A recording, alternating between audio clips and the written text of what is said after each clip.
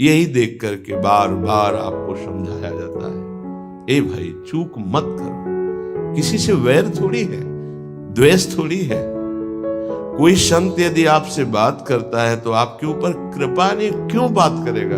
क्या लेना है? आपको लगता है हमारे द्वारा कुछ चलता है, हम कुछ हैं? नहीं नहीं, भ्रम मत करिए, कोई भ्रम मत करिए। आपके लिए वो आपसे बात करते हैं, आपके कल्याण के लिए आपसे बात करते हैं, आपके कल्याण के लिए वो आपको डांटते हैं, आपके कल्याण के लिए आपको दुलार करते हैं। दोनों बातें समझ लीजिए। जो लाडली लाल में चित्त लगाए हुए हैं उनको कहीं किसी सुख की आकांक्षा नहीं। सच्चाई से समझ लीजिए, अगर वो सुख का कहीं खेल खेलते तुम्हें नजर आ रहे हैं, वो तुम्हारे लिए, तुम्हें दुलार कर रहे हैं, निकल चलो। तुम्हें डांट रहे हैं, निकल चलो। तुम्हें प्यार कर रहे हैं, निकल चलो। तुम्हारे मन को अपने प्यार में फांस करके श्री जी के चरणों में समर्पित कर देना, यही काम है। ये सब संतों का यही कार्य है, तुम्हारे संसार के प्यार में फैले हुए मन को समेटकर अपनी वाणी, अपने प्यार के बल से उसे प्रियालाल के चरणों में समर्पित कर देना। पर आपके अंदर ये चाह हो जाएगी, तभी आप उस प्यार को समेटने में सहयोग दे पाएंगे। मुझे अब इस ब्रह्मा के रचे हुए माया से मुक्त होना है, पर आप तो इन्हीं खिलौनों में राजी हैं, और जब इन खिलौनों से मन को हटाने की बात कही जाती है तो आपको बुरा लगता है। आपसे जिसे कहा जाता है कि अब आप ऐसे रहिए, मनो चिन्हारो नाय, तो आपको लगता है कि हमारे संबंधों में प्रहार कर रहे हैं। तुम्हारे संबंध जितने हैं इनका प्रहार पहले हो चुका है काल के द्वारा, तुम इनको नहीं रोक पाओगे। काल पहले ही काट चुका है सारे संबंध। बस तुम संबंध का राग लेकर के यहां से जाओगे, दुर्गति हो जाएगी। और संबंध को प्रियालाल के चरणों में समर्पित करके जाओगे तो सदगति हो जाएगी, अनुराग हो जाएगा। जो आसक्ति संसार के संबंधों में है, वही आसक्ति जब संत महापुरुषों से हो जाती तो मोक्ष का खुला हुआ द्वार, ये भगवान कपिल देव जी कहते हैं। आप अपना अधिकार अपने में मत रखिए, गुरुजनों को दे दीजिए। अब हमारे जीवन की बागडोर आपके हाथ में है, आप जिस दिशा में चाहें ले चलें। हमारा केवल आपकी आज्ञा पालन करना कर्तव्य। तो कह रहे, कदापि चिन्मयादुपरि चेत स्पृहारोहणे।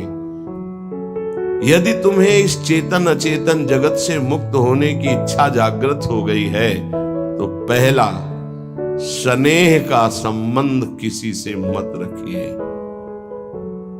स्नेह का संबंध केवल प्रियालाल से रखिए। वही स्नेह जो माता में, जो पिता में, जो भाई में, जो बंधु में, पत्नी में, पुत्र में, वही स्नेह प्रियालाल को चाहिए।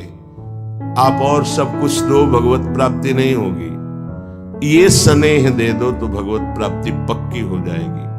सबसे स्नेह करो श्यामा श्याम के संबंध से। हमारा स्नेह का संबंध श्यामा श्याम से, श्यामा श्याम के संबंध से स्नेह कोई फर्क नहीं पड़ेगा। पर आपको अभी ये कला नहीं आती है।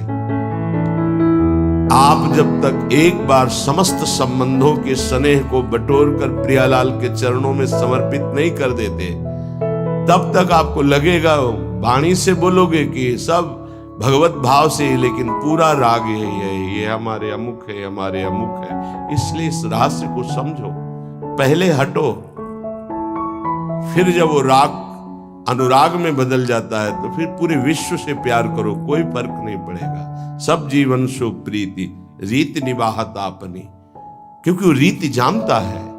हमारी रीति श्यामा श्याम के संबंध से ही सबको मानना। एकांत की रति विधान करो, शब्दों को समझिए। एकांत की रति विधान करो, अर्थात हमारे हृदय देश में केवल इष्ट और गुरुदेव के सिवा किसी से प्रीति नहीं। और बहुत इस बात से हम कमजोर हैं। कहीं न कहीं हम अपनी प्रीति, हमारा दोस्त है, हमारा मित्र है, हमारा रिश्ता है, हमारा संबंध है, तो श्री जी करुणा करके आपको लाई अपने संबंध पुष्ट करने के लिए, फिर भी आप अज्ञानवश उन्हीं संबंधों को पुष्ट करते हैं जिससे आपकी दुर्गति हो जाए। जो आपके अरे एक हिरण के बच्चा के संबंध ने एक जन्म नष्ट कर दिया, फिर और किसकी बात करें। इसलिए एकांत की रति विधान करो।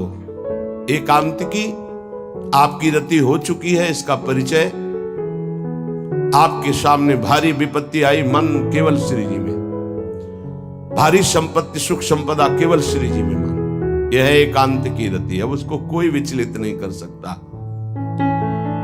जहां विषयी जन रहते हैं, विषयी जन संभाषण करते हैं, उस स्थान में, उस भीड़ में, उन लोगों के बीच में अरुचि हो जाना।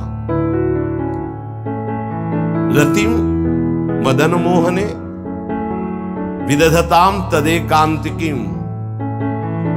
एकांत की भक्ति, विरति, जन समुदाय, प्रपंच भाषण करने वाले, इनसे संबंध नहीं। ना संतु जनतापने प्रतिवसंतु वृंदावने। जनता अर्थात केवल विषय प्रपंच की वार्ता करने वाले, तापने, हृदय में ताप पैदा हो उनके संग नहीं, मुझे संग नहीं। कोई भी हो, प्रिया प्रीतम से तुम्हें मतलब नहीं, उनकी चर्चा से मतलब नहीं, उनके संबंध से मतलब नहीं, तो हमारा आपसे क्या संबंध। देखो, जगत के संबंध प्रियता दिखा करके भोग सामग्री दे सकते हैं, धन दे सकते हैं, व्यवस्था दे सकते हैं, पर प्रियालाल की प्रीति नहीं।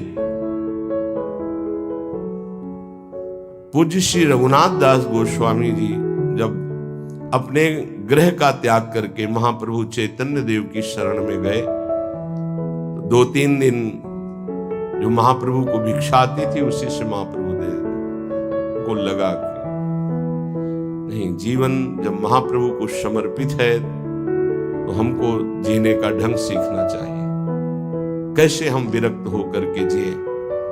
इतने में घर से भेजे हुए बहुत से सेवक, रुपया, सामग्री, रसोईया सब आ गया, क्योंकि बहुत बड़े धनी थे उनके पिताजी और पिता के भाई, दोनों के बीच में एक लाड़िले पुत्र थे पूज्य श्री रघुनाथ दास गोस्वामी, जिनकी समाधि राधा कुंड में विराजमान। अब सुंदर सुंदर पकवान, भोग सामग्री घर के भेजे हुए रसोइये सब बनाते, प्रभु को भोग लगता, महाप्रभु चैतन्य देव को भी। और फिर विचार किया, क्या ये माता पिता के द्वारा दी हुई सुविधा वैराग्य में कलंक नहीं है।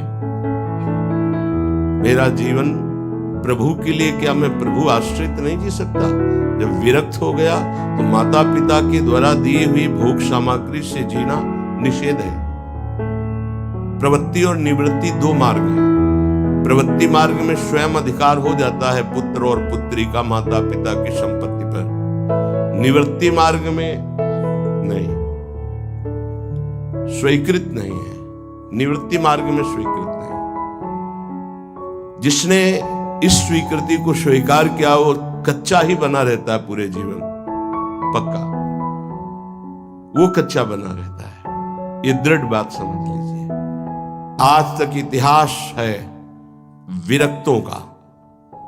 निवृत्ति मार्ग पर अगर वैराग्य ले लिया तो माता पिता के द्वारा उसका भरण पोषण कभी नहीं हुआ। आप पढ़ करके देख लीजिए, चाहे कोई भी हो, किसी भी मार्ग का हो। जब रत्नावती जी ने, उनके लिए चिट्ठी आई, पुत्र ने भेजा कि पिता ने सभा में मुंडी का पुत्र कह के कहा, मतलब सन्यासिनी का पुत्र कह के, माता हमारी इस नाम की रक्षा करना। जी हुई चिट्ठी पढ़ी तो महल छोड़ दिया उसी समय और नाई को बुलवाया, अपने जो राजरानी के बाल थे उतरवा दिया और संत सभा में बैठ गए। आज से कहा राज अन्न का त्याग। अब ग्राम नगर के द्वारा दी हुई भिक्षा के द्वारा भरण पोषण होगा, इस राजा के द्वारा दिए हुए नहीं। और पति थे माधव सिंह। जब ये बात सुनी तो उनको भयंकर क्रोध हुआ। मेरे सामने मेरी पत्नी, मेरा इस तरह का अपमान, मारने का प्रयास किया, निष्फल है। अंततो गत्वा, चरणों में हाथ रख के माथा रखा है, पढ़ के चरित्र देख लेना। नहीं इनके महल में रहूंगी, नहीं इनका भोजन पाऊंगी। विरक्त होकर के माता पिता के द्वारा भरण पोषण होना एक बार एक भिक्षा के लिए तो अनुमति है। अगर विरक्त हो गया है, एक भिक्षा अगर माता पिता करा दे तो वो स्वीकृत है, इसके अलावा नहीं। आप चरित्रों को पढ़ के देख, सिद्धांत से नहीं चलोगे तो 4 दिन बाद फिर उसी में आ जाओगे। जब हम विरक्त हो गए, पूरे विश्व का भरण पोषण प्रभु करते, तो मेरा नहीं करेंगे क्या? आज अगर कोई जुड़ा है तो वैराग्य और भगवत प्राप्ति के लिए जुड़ा है। हमारा संबंध संसारिक नहीं, भागवतिक। जिस मार्ग में हम हैं उस मार्ग में। रघुनाथ दास गोस्वामी को 2-4 दिन हुए, फिर अंदर आग लग गई। नहीं, पिता के द्वारा दिए हुए वैभव को नहीं भोगना, वापस। अब कैसे जिए? जहां सिंहपौर पर जगन्नाथ जी के सब भिक्षुक खड़े होते थे, उन्हीं के बीच में खड़े हो गए। अब जो बांटते हैं तो उनका स्वभाव है लेने वालों का दौड़ दौड़ कर आगे लेना। कभी कभी मिलता, उनको शांत खड़े रहते तो पा लेते, नहीं मिलता प्रसाद तो भूखे रह जाते। फिर विचार किया, इसमें खड़े होकर के भी एक वृत्ति बनी रहती कि आने वाला देगा, ये भी ठीक नहीं। एक जगह अन्न क्षेत्र में अन्न बंटता था, वहां से जाके लाने लगे। फिर विचार किया, विवेक धैर्य नहीं लेने देता। यार हम यहाँ कोई सेवा तो करते नहीं, क्योंकि भरपेट अन्न पाने का जिस क्षेत्र में अधिकार है तो वहां सेवा करना जरूरी। चाहे पोछा लगा दो, चाहे पत्तल फेंक दो, कोई सेवा वहां करनी चाहिए, तभी आपका वैराग्य सुरक्षित रहेगा, नहीं तो फिर ठीक नहीं है। वहां अन्य क्षेत्र में भी छोड़ दिया भोजन लेना।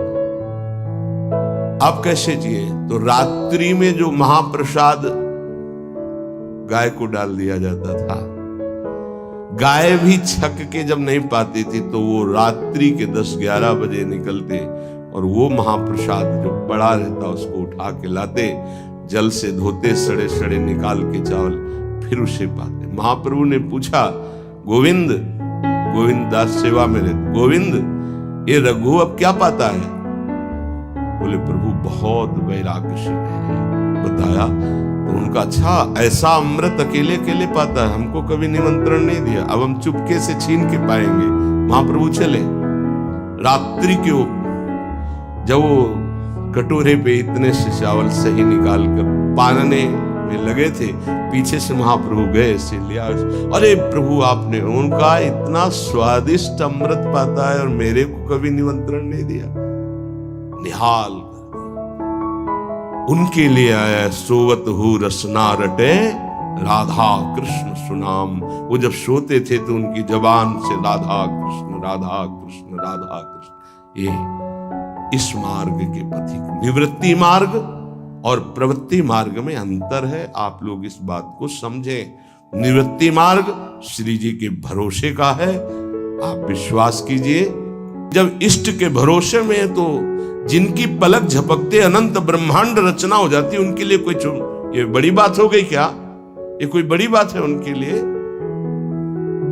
हम उनका भरोसा त्याग करके निवृत्ति मार्ग के हो करके और परिवार के द्वारा भरण पोषण हमारा हो, भाई ये तो नहीं समझ में आता। भरोसो दृढ़ इन चरणन के। निवृत्ति मार्ग तो निवृत्ति मार्ग, प्रवृत्ति मार्ग तो प्रवृत्ति मार्ग। प्रवृत्ति निवृत्ति, निवृत्ति में प्रवृत्ति, बहुत समझकर संभल कर चलना पड़ेगा। जो मार्ग भगवान ने बनाया उसके अनुसार। तो कह रहे न संत जनता, तुम्हारा व्यवहार जनता से नहीं होना चाहिए। व्यवहार शून्य व्यवहार है, ध्यान रखना। दसियों हजार लोगों के दर्शन होते हैं, एक का भी परिचय नहीं है। हजारों लोगों से संभाषण है, एक भी हमारा मित्र नहीं है कि ये हमारा है, तुम लोग इसके साक्षी हो। ये हमारा बंदा है, एक भी नहीं है। साफ श्री जी के हो, श्री जी से संबंध है। मैं सिर्फ एक नौकर हूं, श्री जी की बात आपको बता देता हूं, आपकी बात श्री जी को बता देता हूं। हमारे श्री जी इसके सिवा कोई नहीं। एकांत की रीति, जनता से संबंध रहित, श्री जी के संबंध से सब जीवन सो प्रीति। श्री वृंदावन में वह चिदानंद रस को प्राप्त होता है। यह है रहनी। वृंदावन इह विधि बसे, तज के सब अभिमान, तृणते नीचो आपको जाने सोई जान। ये समझ जाओ किस बात का आश्रय लिए हो। जिनको ब्रह्मांड रचने में सेकंड नहीं लगा है, वो हमारी प्रियाजू के अधीन है। हमको कुछ अपनी व्यवस्था के विषय में सोचना, मानो शरणागति के विषय में आपको अविश्वास, कलंक है ये बात। हे, बिल्कुल भरोसे पे हो जाओ, फिर सामने देखो क्या होता है। बिल्कुल भरोसे पे हो जाओ। गुरुजनों ने कभी भी अन्य आश्रय नहीं होने दिया, कभी भी अन्य जगह जगह बचाते। वो जानते हैं कि अन्य आश्रय, धन का आश्रय, वस्तु का आश्रय, व्यक्ति का आश्रय, ये तुमसे सच्ची बताते हैं। गुरुजनों की कुछ बातें बाद में समझ में आती, पहले समझ में नहीं आती। केवल श्री जी का भरोसा रखो, जिसने आज दिया है वही कल देगा। जब गुरु जी को कोई कहता कि कभी काम में आ जाएगी ये वस्तु, रख लो, तो बोले इसी को मिटाने के लिए बाबा जी हुए हैं। जब कभी काम में आनी होगी तो तुरंत श्री जी भेजेंगे, हम इसको पहले से क्यों रखें।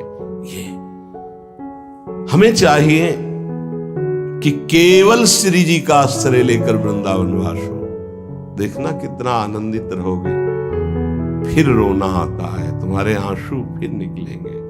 जब आप एकांत में होंगे, आपका कोई नहीं होगा और आपकी परिस्थिति विपरीत होगी, तब जो शरणागति होती है वही भगवत प्राप्ति कराती है। जब तक विपरीत परिस्थिति नहीं आएगी तब तक शरणागति परिपक्व नहीं होगी। बात लिख लीजिए, चाहे वो द्रौपदी जी हो, चाहे गजराज गजेंद्र जी हो, चाहे कोई भी हो, जब ऐसी विपरीत परिस्थिति आए कि कोई भी सहयोगी नहीं रह गया, तब शुद्ध शरणागति और भगवत साक्षात्कार। उस दिन के लिए तैयार रहो और मांगो कि हमारी आसक्ति का नाश करने के लिए परिस्थिति ऐसी दे दो प्रभु कि सिर्फ आप पर दृष्टि हो, सिर्फ आप पर, ना कोई हमारा, ना हम किसी के, सिर्फ आप। मेरे तो गिरधर गोपाल, दूसरों न कोई। बात समझो, सत्संग की बात को समझो, परमार्थ की बात को समझो। तो जब कोई हमारे जीवन में प्रश्न आता तो जो नील चादर ओढ़े हुए विराजमान है, उनकी चादर की तरफ देखते, आकाश की तरफ, बाहर निकलकर आकाश की तरफ देखते हैं। तत्काल उत्तर मिला है हमको, तत्काल भाग, यहां से भाग।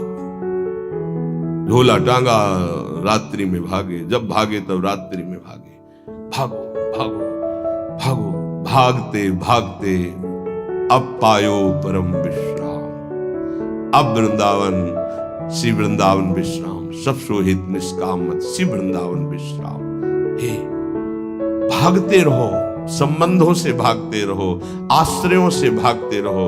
एक आश्रय केवल हरि गुरु का, बस एक विश्राम स्थल। जैसे आप रखो, जैसे आप रखो, हम उसी में राजी हैं। समस्त प्राणियों को वृंदावन के नमस्कार बुद्धि से देखो। देखो यहां की रहनी, वृंदावनी विधि बसे, तज के सब अभिमान, तृणते नीचो आपको जाने सोई जान। तृण से नीच अपने को जो जानता है सबको नमस्कार करेगा। और सच्चाई में देखो तो ऐसा ही है, कुछ नहीं, कोरा अहंकार केवल है। क्या है हमारे अंदर? कुछ नहीं। अगर गुरु कृपा न हो, प्रियालाल की कृपा न हो तो कुछ नहीं। हाथ उठा के कहते हैं कोई बल नहीं है। बल है तो वो है, नहीं तो वो नहीं, तो कुछ बल नहीं। क्या बल है? आप देखो, अंदर से देख लो बैठ के, तुम्हारे अंदर क्या बल है। फिसल कर गड्ढे में गिरने का तो बल है, लेकिन गड्ढे से निकलने का बल तो नहीं है। फिसलने में क्या बल? फिसल कर गिरने का तो है, लेकिन गिर के संभलने का बल ये केवल गुरु का बल है, ये केवल इष्ट का बल है। इसलिए श्री धाम वृंदावन का आश्रय और वास स्वीकार करो। सबसे छोटा अपने को समझो, समस्त प्राणियों को नमस्कार करो। क्यों?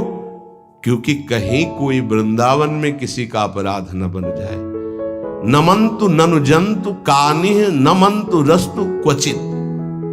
कहीं ऐसा ना हो जाए यहां किसी भी जंतु का, किसी भी जीव का, किसी भी शरीरधारी का अपराध न बन जाए। अगर वृंदावन में कोई अपराध ना बनने पावे और सबको हम नमस्कार करके रहें और श्री जी का केवल भरोसा रहे, तो आप चमत्कार देख लेंगे, अध्यात्म आपके अंदर प्रकाशित हो जाएगा। जैसे जैसे अध्यात्म प्रकाशित होता है वैसे वैसे शांत होता चला जाता है, मन शांत होता चला जाता है, कोई वासना हृदय में नहीं रहती। पूज्यपाद श्री उड़िया बाबा जी महाराज से प्रश्न किया, पीछे वर्णन किया गया था कि बड़े बड़े महापुरुषों की ये लोग निंदा क्यों करने लगते हैं, क्यों द्वेष करने लगते हैं? वो तो किसी से द्वेष नहीं करते। जितने महापुरुष हुए उनकी निंदा हुई है, वर्तमान में जितने हैं तो आप देख लो सैकड़ों अगर नमस्कार करने वाले तो कुछ निंदक आपको मिलेंगे। ऐसा क्यों होता है? क्योंकि संत तो किसी से द्वेष नहीं करते, द्रोह तो उनके हृदय में होता नहीं, अद्वेष्टा सर्वभूतानाम। फिर ये क्यों होता है, निंदा क्यों करते हैं? तो कहते भगवान की दो शक्तियां, एक है माया और एक है प्रेम भक्ति। जो प्रेम भक्ति से विमुख उनके हृदय में माया शक्ति का प्रभाव रहता है, यद्यपि उनका द्वेष भी इसी से होता है। उनकी महानता देख करके वो वहां चल तो सकते नहीं, तो उनका द्वेष बन जाता है। महानता देख करके उसमें चल नहीं पाएंगे। जैसे कहावत में आता है कि एक अंगूर को बहुत कोशिश की पाने की, जब नहीं मिले तो कहा खट्टे हैं, प्रयास किया लेकिन नहीं मिला। तो उनका प्रयास माया जनित है, तो प्रेम या भक्ति या सद्गुण या भगवद आश्रय नहीं धारण कर पाते, तो उनको द्रोह हो जाता है संतों से। अब नरसिंह मेहता जी का चरित्र देखिए, बड़े बड़े भक्तों का, उन्हीं के गांव के लोग, उन्हीं के घर के परिवार के जनों ने ही द्रोह पैदा कर दिया। द्वेष, निंदा, मारने की चेष्टा, अपमान, ऐसे। अच्छा सोचो, उड़िया बाबा जैसे महापुरुष से क्या कभी ऐसा हो सकता है कि उनके मारने के लिए आदमी लगा दे? विचार करके देखो। पैसा देकर भेजा गया था कि सत्संग में जाके नाक काट लो। वो आदमी चुपचाप चाकू लेकर के आया और प्रणाम के बहाने तो संतों के सामने कौन रोकता, तत्काल चाकू निकाली और जे भी मारा तो हाथ पकड़ते पकड़ते चावल भर नाक में चल, मतलब थोड़ा सा ऐसे खून निकलने लगा। ऐसे बाबा ने रोका, पकड़ा और गुफा में ले गए। आज भी गुफा नीचे जो बनी हुई, बैठे और गरम दूध चीनी डाल के मंगवाया, पिलाया और कहा धैर्य धारण करो, बिल्कुल डरो मत, तुम्हें कोई नहीं मारेगा, तुमने ऐसा क्यों किया? वो रो पड़ा संत कृपा देख के और कहा बाबा मुझे इतने 1000 रुपए देने की बात कही गई थी कि बाबा मैं गरीब आदमी हूँ, पैसे के लोभ से बुद्धि मारी गई। उन्होंने कहा बस तुम ऐसे नाक में चाकू मार देना, ऐसा। बाबा का कोई बात नहीं, कहाँ से आए हो? बोले हाथरस के हैं। बाबा ने ये नहीं पूछा कि किसने भेजा है। चतुरता इस बात की कि सब शिष्य थे, अगर ये पता चल जाए कि किसने, तो उससे द्रोह हो जाएगा ना, बस इतना पूछा था क्यों तुमने ऐसा किया? तो बोले मुझे पैसा। ये नहीं पूछा किसने किया, क्योंकि उससे द्वेष हो जाएगा। अपने शिष्यों से कहा शपथ है हमारी, इसे डांटना भी नहीं, और हाथरस की बस में सुरक्षित बैठाल करके आओ, चलो जाओ। बोलो ऐसे महापुरुष को फिर बाद में लीला, द्वेष की हद हो गई, संसार द्वेष की सूली पे चढ़ा दिया, जहर पिला दिया। मेरा जी को जहर पिला दिया, प्रहलाद जी को क्या? क्यों ऐसा करते हैं लोग? बोले माया से आसक्त चित्त वाले जब भक्त को देखते तो उनके अंदर गाली देने का मन होता है, जलन पैदा होती है। स्वभाव ऐसा स्वाभाविक है। उनके हृदय में इतना द्वेष पैदा होता है कि वो दुष्ट हृदय कैसे इनकी हानि हो, बस ये सोचते हैं कैसे इनकी। बड़ा विचित्र खेल है। इस संतों के साथ क्यों? पलटू बाबा को अयोध्या में झोपड़ी में ही आग लगा दी आसपास से। ऐसा क्यों होता है? तो बोले माया शक्ति, कि जिसके हृदय में माया का प्रभाव, मलिन हृदय होता है, वो संतों से स्वाभाविक द्वेष करते हैं, जो कि द्वेष के पात्र नहीं है। वो किसी से वो द्वेष नहीं करते। एक संत आप चरित्र उठा करके देखो, संतों से द्वेष करने वाले प्रत्येक महापुरुष के जीवन में देखा गया कि द्वेष करने वाले, और कोई कोई तो उन्हीं के पार्षदों के रूप में द्वेष करने लगे, उन्हीं के पार्षद बनकर उनकी खिलाफत करने लगे, और उन्हीं के पार्षदों के द्वारा उनको सूली पर चढ़ाया गया। बड़ा विचित्र माया का खेल है। इसी से वो भक्तों की निंदा करते हैं और भक्तों से द्रोह करके अपना सर्वनाश कर लेते हैं। तो क्या इससे बचा जा सकता है? यदि भगवान का नाम जब करने लगे, भगवान का आश्रय ले ले, तो दृष्टि बदल जाएगी। आप देख लेना, दृष्टि बदल जाएगी। नाम जापक सहृदय होता है, वो घोर पापी पर भी प्यार करता है। लोग समझते नहीं उनके हृदयों को। घोर पापी को भी वो प्यार करके भगवान से मिलाना चाहते हैं। यदि आप नाम जप करते हैं तो आप बच सकते हैं, नहीं संत द्रोह की वृत्ति अंदर पैदा हो जाएगी। ये माया है। ये जहां किसी महापुरुष का यश सुन तो वही निंदा शुरू कर देता है, क्योंकि माया उसका पतन कराती है और भक्ति उत्थान कराती है।